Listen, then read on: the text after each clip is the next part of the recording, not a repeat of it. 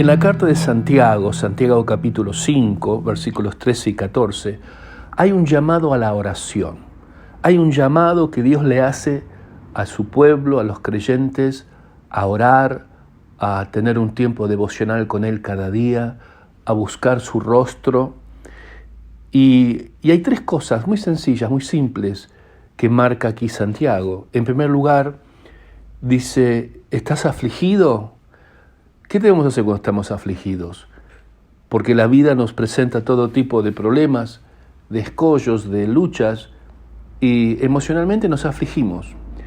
Bueno, lo que yo tengo que hacer es orar. Tengo que orar, y orar es hablar con Dios. No orar o rezar, como se dice, religiosamente, repitiendo una oración como si fuera un mantra, no. Orar es hablar con Dios, contarle lo que nos está sucediendo. Y usted dirá, bueno, pero si Dios lo sabe todo, ¿no sabe lo que me está sucediendo? Claro que lo sabe. Es más, la Biblia dice que antes de que las palabras estén en tus labios, antes que las pronuncies, ya Dios sabe lo que vas a decir. Entonces, ¿para qué tenemos que orar? Es muy sencillo. Dios trabaja con nosotros. Dios trabaja con vos. Él hace su parte y Él espera que vos hagas tu parte. Y en este mecanismo de ida y vuelta, de orar, de buscar su rostro, de meditar en su palabra, Dios comienza a mover su mano a tu favor a través de tu fe. Y ese problema que te afligía, esa enfermedad, esa traba que había en tu vida, de pronto y sorpresivamente te das cuenta que ya no está allí. Dios actuó. Entonces, estás afligido, tenés que orar. Y yo como pastor no me canso de decirlo porque tenemos oración casi todos los días en la iglesia y siempre es una minoría la que ora, ¿no? Por distintas cuestiones, porque hace falta realmente tener una disciplina de fijar ese día, esa hora en el día para orar, ¿no? Pero esta es la voluntad de Dios para tu vida, para la mía. En segundo lugar, Santiago dice, ¿estás alegre? ¿Te están yendo bien las cosas? Cantarle a Dios, cantarle alabanzas a Dios. Porque somos templos del Espíritu Santo. Nuestro cuerpo es la casa de Dios en esta tierra. Dios no habita en las grandes catedrales. Él habita en tu corazón, en el corazón de los creyentes, no en el corazón de todo el mundo, solamente de aquel que realmente se rindió a los pies de Cristo y ha experimentado un nuevo nacimiento. Bueno, entonces estamos llamados a ser esa habitación de Dios en la tierra. Y tenemos que expresar nuestra gratitud a Dios a través de las alabanzas, ¿no? De cánticos. Sos templo del Espíritu Santo. Y la gente que no es cristiana nos ve a nosotros como la iglesia que canta, ¿no? Eso es cómico. Nos ven a nosotros como la iglesia que canta. Y es verdad, somos la iglesia que le canta a Dios.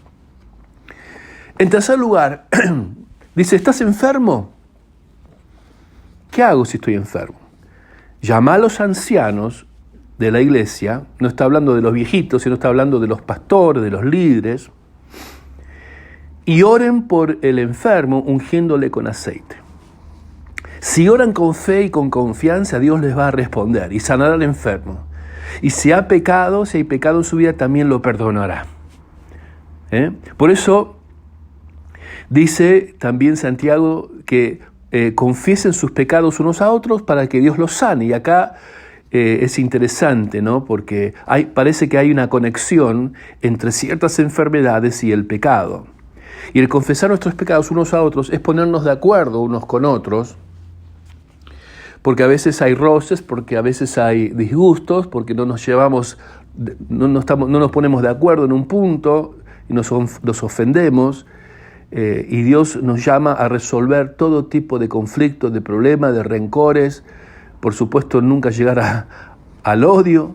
Pero si estas cosas te suceden, que le pasa a todo el mundo, tenés que confesar tus pecados, tenés que resolverlo. Confiesen sus pecados unos a otros para que Dios te sane. Ahora, ¿qué conexión tiene la enfermedad con el pecado? Bueno, en Juan capítulo 9, los discípulos y Jesucristo se encuentran con un ciego. Y los discípulos, al verlo ciego, automáticamente atribuyeron esa enfermedad, ese problema físico que él tenía, con el pecado. Y ellos pensaron ¿qué pecado habrá cometido este hombre para estar ciego? ¿O pecó él o capaz que heredó una maldición familiar porque pecaron sus padres? Pero el ciego estaba en esa condición no por sus pecados y tampoco por los pecados de sus padres. Jesús se los aclaró a ellos. Sino que él había nacido ciego para que todos vieran el poder de Dios en él. Porque estamos en un mundo lleno de aflicción, un mundo caído, donde tenemos un cuerpo frágil y nos podemos enfermar. Entonces, de ninguna manera podemos atribuirle al pecado toda enfermedad. Y ni tampoco tenemos que juzgar a otros. Jamás hagas eso. Ahora, sí es cierto que ciertas enfermedades vienen debido a una mala vida, al pecado. Y esto lo encontramos en Juan capítulo 5, cuando Jesús va al estanque de Betesda, se encuentra con un paralítico que hacía añares que estaba paralítico. Y Jesús lo va a sanar. Y el hombre se va a levantar y va a caminar. Pero antes de despedirse de él, le advierte que se cuide para que no le venga algo peor. Entonces, evidentemente, en este caso, él estaba paralítico a causa de sus pecados.